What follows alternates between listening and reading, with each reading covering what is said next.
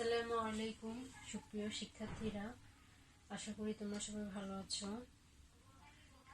এই করোনার মধ্যে তোমাদের কলেজ শুরু করাটা কঠিন হয়ে যাচ্ছে, তো আপাতত তোমরা অনলাইনেই ক্লাস করো। আমরা তোমাদের প্রয়োজনীয় সহায়তা দেওয়ার চেষ্টা করছি।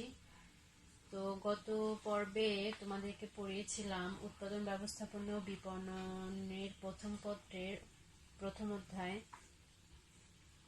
5 ধরনের উপযোগ সম্পর্কে। আজকে আমি তোমাদেরকে পড়াবো উৎপাদনশীলতা সম্পর্কে। উৎপাদনশীলতা বিষয়টা আসলে কি?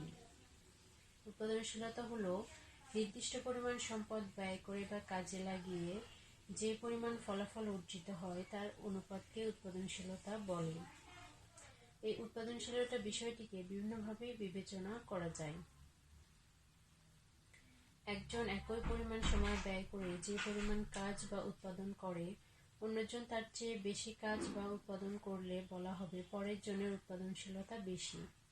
উৎপাদনের বিভিন্ন উপাদান এবং তার কার্যকারিতা বিবেচনায় নিয়েও এর পরিমাপ করা যায়। উদাহরণ হিসেবে আমরা বাংলাদেশের গার্মেন্টস শ্রমিকদের উৎপাদনশীলতা চীন ও ভিয়েতনামের শ্রমিকদের উৎপাদনশীলতার চেয়ে অপেক্ষাকৃত কম। উৎপাদনশীলতা বাড়লে